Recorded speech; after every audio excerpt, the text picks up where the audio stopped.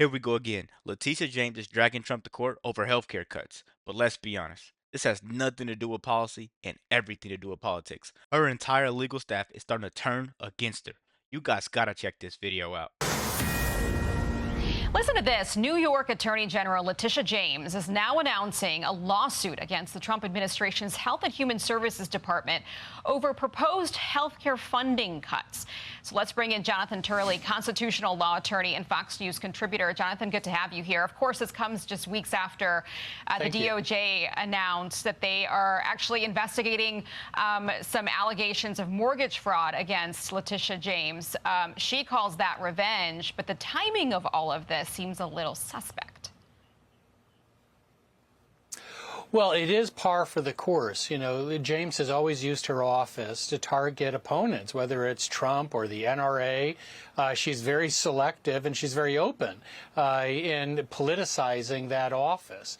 And this is the latest of a series of lawsuits by Democratic leaders around the country.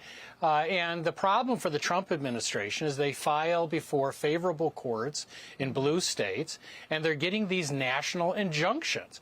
And it's gotten to the point of being absolutely absurd. It means that a president cannot govern unless you can basically run the course with 677 district court judges, any one of which can issue a national injunction. So you've got to win every case 677-0 if you actually want to implement policy. Well, the justices have said, including liberal justices like Justice Kagan, that this is truly insane. And this is just the latest such lawsuit to try to limit what this president can do.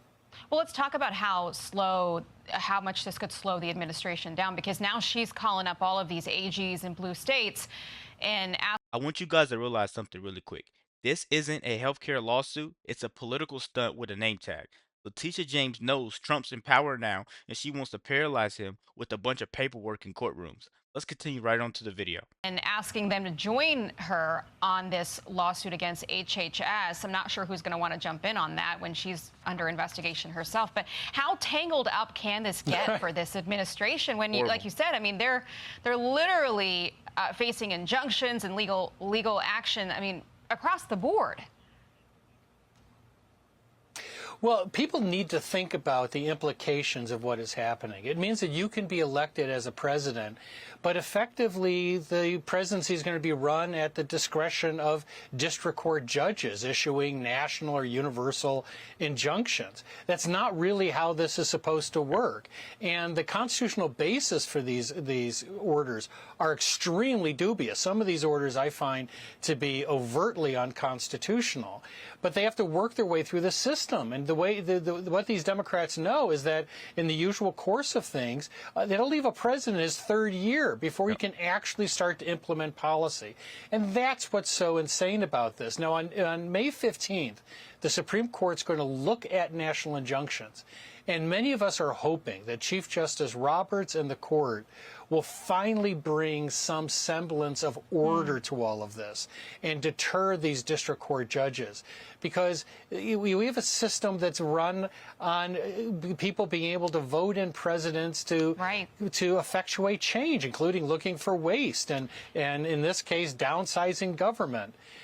We've got to get back to that. And so that argument on the 15th is enormously important. Jonathan, They're trying to cage a sitting president into a courtroom, and the judges are sitting there backing it. They're acting like voters never existed. They're acting like we didn't want what's going on. Letitia James is just chasing headlines. She needs to look after New York and actually do her job. Stop trying to make a name for yourself off of going for Trump. Do your job and make an actual name for yourself. This is crazy. I want to get your take on this one more thing before we go here. The Minneapolis Attorney's Office apparently wants prosecutors there to consider race as part of their thought process, decision-making when negotiating plea deals. Now, this is the Hennepin County Attorney, Mary Moriarty. As you know, she was elected, after the George Floyd riots, during that progressive movement to put in DAs and attorneys that would be a little bit more lenient. I imagine you have a lot of thoughts on this. Well, she's ripping the blindfold off Lady Justice. And the whole idea of justice is that it is supposed to be blind. It's supposed to be based on the facts of the case. It's supposed to make victims not whole, but at least give them some vindication or some assistance for what was done to them. And this is, I think, going to really force the issue again, not just with the administration, but with the Supreme Court. The Supreme Court just said not long ago that in college admissions, when you rely on race criteria, you're engaging in racial discrimination. I got this, guys. I got this. I really do. They're not just politicizing the courts. They're racializing justice. That is just a horrible, horrible way to think, man, because if you do justice based on skin tone, then only thing you have to do is to scream, it's because I'm black, or it's because I'm white, it's because I'm Hispanic. He pulled me over and he thought I was illegal because I was Hispanic. It's you just play the victim card every chance you get.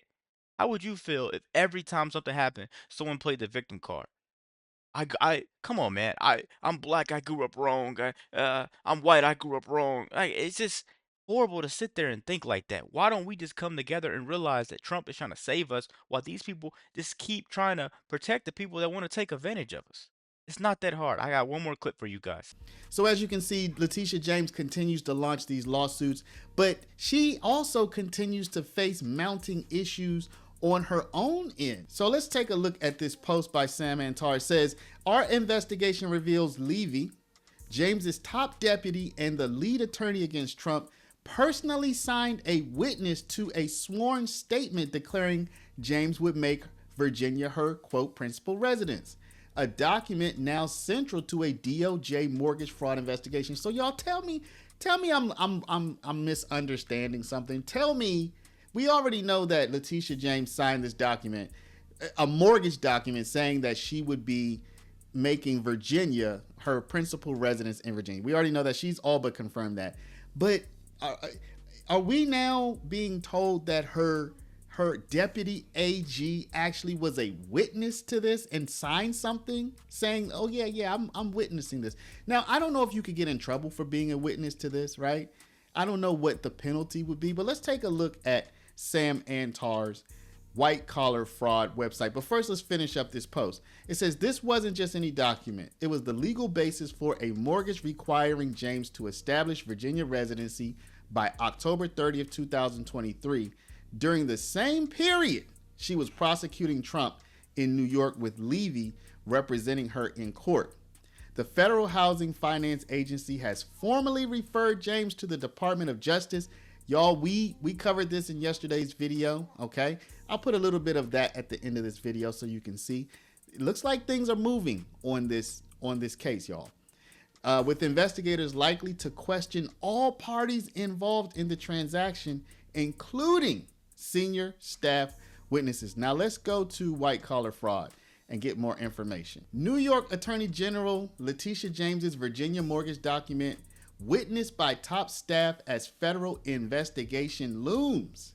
Senior officials from Attorney General's office witnessed declaration during critical period before Trump trial.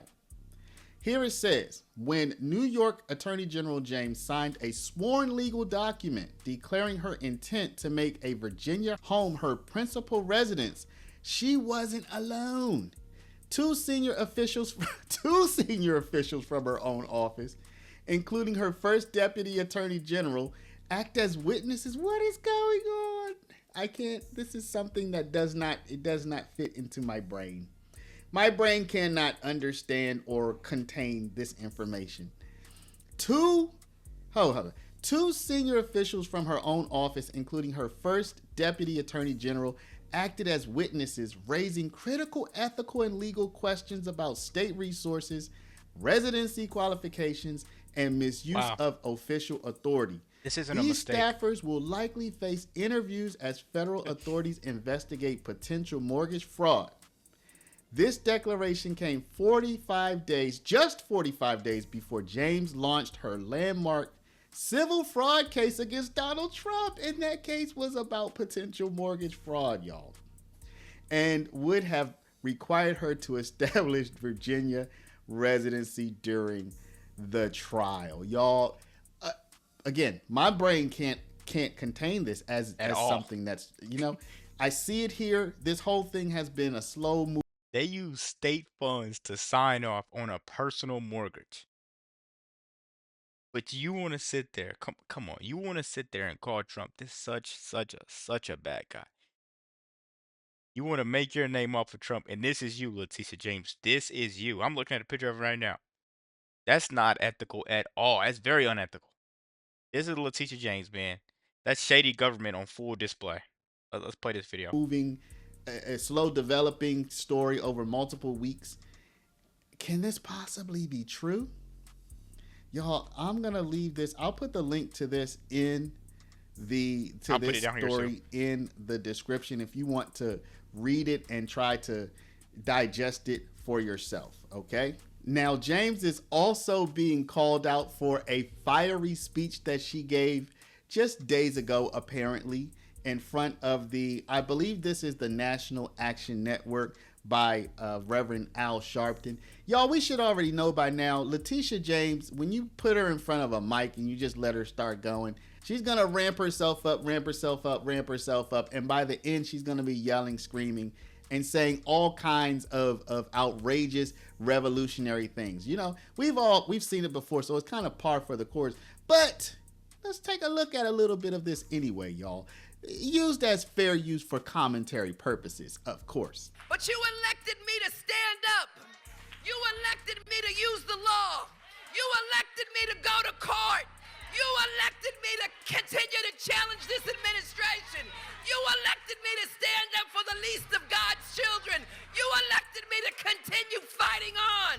And I will fight on. But what I need by my side is my sister. What I need by my side is someone who's not afraid. Someone who knows how to stand up to bullies. And someone who will use the law both as a sword and as a shield. And who'll speak truth to power. And someone who is without drama. We should not go back. We should not believe empty rhetoric. You should judge people not on their words but their deeds. You should look at their history. You should not forget history. She watched too much. Why am I looking that way? She watched too much MLK. And she listens to too many of these pastors, man. This sounds like she got like a Kamala coach voice speech coach or something. She's trying to appeal strictly to the black person, just sitting up there sounding a fool. We gotta, you my sisters. You gotta come after Trump with me. You know, we're gonna bring more money to this city after you take everybody's money to go after Trump. Come on, man. I've gotten to a level now with this stuff that I literally just got like these glasses that you can't even see, but I see right through it. You can't see these glasses, but I see right through this. Letitia James is looking over there like this. Come on, man. And you should stand up for someone who believes in the future and not the history of our city and our Oh, state. you forgot. So, y'all, what do you think? What do you think? Do you think that it's possible that two of her staffers witnessed her declaring that she would be making Virginia her principal residence, her home state, if you will, or a house in Virginia, her home residence? Is this possible? What are the legal ramifications of this? I don't think that this would have any legal ramifications as in prison time for them. I mean, they're just witnessing a signature. But they would know, ethically speaking, that that's not the case. What were they aware of? What weren't they aware of? Lots of questions. I'm certainly not making any allegations. I'm just reporting on Sam Antar, who up to this point, he's been bringing the heat, y'all. He's been bringing the heat. So, I mean, you know, we're going to have to see what happens with this. It may be something, it may be nothing, but I'd like to know what you all think. Let me know what you think down in. Please, guys, let me know what you're thinking about this.